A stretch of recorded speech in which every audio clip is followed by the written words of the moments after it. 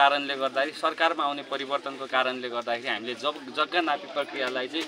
अगाडि बढाउन सकेका थिएनौँ। कटारी नगरपालिकाले निरन्तरता दिन सकेका थिएनौँ। तर त्यो लामो समयको जुन यो अन्तरालमा चाहिँ यो त्यो उत्साह थियो, जुन नापी प्रक्रिया अगाडि बढ्नुपर्छ भन्ने तपाईँहरूको माग थियो, अपेक्षा थियो, त्यसको आज अन्त्य भएको छ भन्ने कुरा यहाँहरूमा आज म राख्न चाहन्छु। सोही अनुरूप आज हामी 5 नम्बर वडाको चाहिँ माथिल्लो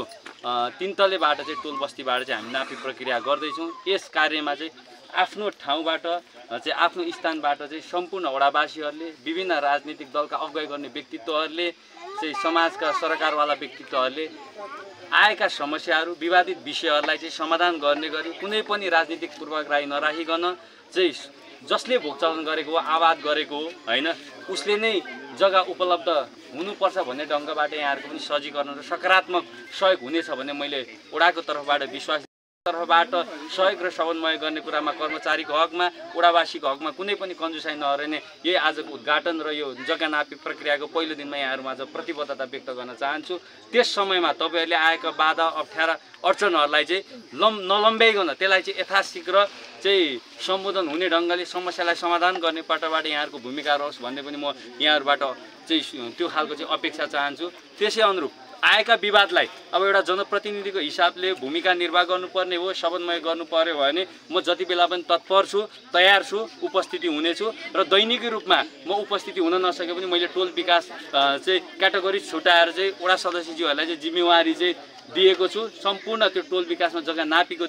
दिनहरूमा नापीको बेला बखत सम्पूर्ण हाम्रो चाहिँ वडा सदस्यज्यूहरू तपाईँहरूमाझ उपस्थिति भएर तपाईँहरूको समस्यासँग जोडिने, जनतासँग जोडिने, जग्गा नापी प्रक्रियामा चाहिँ सहजीकरण गर्ने कुरामा चाहिँ कुनै पनि कमी हुने छैन भन्ने कुरा पनि म एउटा वडाको तर्फबाट राख्न चाहन्छु। कटारी नगरपालिकाको ठुलो वडा भएकोले 1800 भन्दा बढी चाहिँ यहाँ निवेदन परेको हुनाले गर्दाखेरि लामो समय जग्गा नाप्ने समस्या सँगसँगै हामीलाई बढी समय लाग्ने भएको कारणले गर्दाखेरि हामीले अलिकति यहाँ गम्भीरतापूर्वक लिनुपर्छ वडामा। किन भन्दाखेरि विभिन्न प्रकृतिको जग्गाहरू छ, त्यस अन्तर्गत पनि ठुलो वडा भएकोले बढी निवेदन परेकोले हामीले यसलाई चाहिँ सकभर विवादलाई चाहिँ एकदम साँगुरो भन्दा साँगुरो बनाएर चाहिँ यसलाई चाहिँ लगभग नलम्बाइकन चाहिँ टुङ्ग्याउने प्रयत्न गरी लाग्नुपर्छ भन्ने मलाई लाग्छ। तर हामीले भर्खरै गठन गरेको चाहिँ सहजीकरण समितिका केही पदाधिकारीज्यूहरूको मैले अनुपस्थिति देखेको छु। यसले भोलि नापी प्रक्रियामा आउने चाहिँ बाधा अप्ठ्याराहरूलाई चाहिँ अलिकति त्यसले सहयोग पुग्दैन भन्ने मलाई लाग्छ। आज पहिलो दिन भएर पनि तपाईँहरू अलिकति हामीले निर्धारण गरेको समयभन्दा अलिक पछाडि धकेलेको कारणले गर्दाखेरि तपाईँहरू सायद चाहिँ नआउनु भएको पनि हुनसक्छ। भोलिका दिनदेखि चाहिँ तपाईँहरूलाई पनि अनिवार्य उपस्थिति भइदिएर चाहिँ यो जग्गा नापी प्रक्रियालाई चाहिँ थप टेवा पुऱ्याइदिनु हुनको लागि मैले आग्रह गर्दै यो उत्साह, यो तपाईँहरूको जुन उमङ्ग छ, आज तपाईँहरू जुन ढङ्गको तपाईँहरूको अनुहारमा हाँसो देखिन्छ, त्यो हाँसोमा मैले 50% मात्रै समर्थन गरेको छु। किन भन्दाखेरि अब यो हाँसोलाई, यो उमङ्गलाई चाहिँ नयाँ ढङ्गले रूपान्तरण गर्ने गरी जुन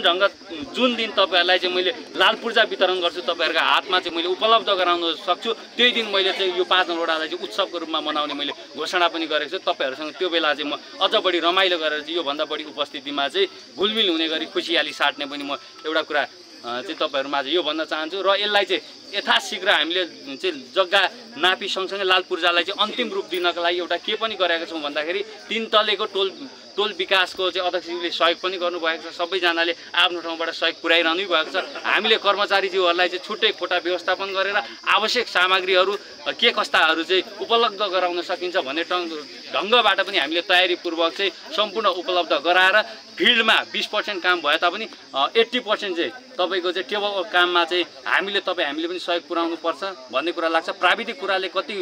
कुरा हामीले बुझेको हुँदैन, जानेको हुँदैन, त्यो चाहिँ तपाईँहरूले कर्मचारीज्यूहरूसँग चाहिँ बुझ्नु होला, त्यो कुराले समन्वय गर्ने होला भन्ने कुरा पनि राख्न चाहन्छु। हामीले एउटा कुरा महत्त्वपूर्ण कुरा के पनि छ भन्दाखेरि सम्पर्क कार्यालयमा हामीले लाल पूर्जाको लागि चाहिँ 95% कामसम्म पनि तयारी गर्ने गरी चाहिँ हामीले चाहिँ त्यो खालको चाहिँ वातावरण सिर्जना गरेका छौँ। सबै कागजहरू तयार गरेर अन्तिम रूप दिनको लागि नगरपालिकामा चाहिँ फाइनल मिटिङ बसेर चाहिँ हामीले जिल्ला आय कार्यालयमा चाहिँ लाल पूर्जा बाँड्नको लागि बन्नको लागि तयार बनाउनको लागि चाहिँ हामीले त्यो खालको चाहिँ वातावरण यी वडागत रूपमै सम्पर्क कार्यालयमा तयार गरेको हुनाले यस कुरामा चाहिँ सबैजनाले चाहिँ आफ्नो ढङ्गबाट सहयोग र साथ दिनुहुनेछ भन्ने विश्वास दिँदै मैले धेरै कुरा नबोलिकन हामीले बोलेर भन्दा पनि कामलाई चाहिँ अन्तिम रूप दिनु छ भन्ने कुराहरू यहाँहरूमाझ राख्दै आजको यो जग्गा नापी प्रक्रियाको सुरु दिनमा जति पनि उपस्थिति भइदिनु भयो, तपाईँहरू भोलिका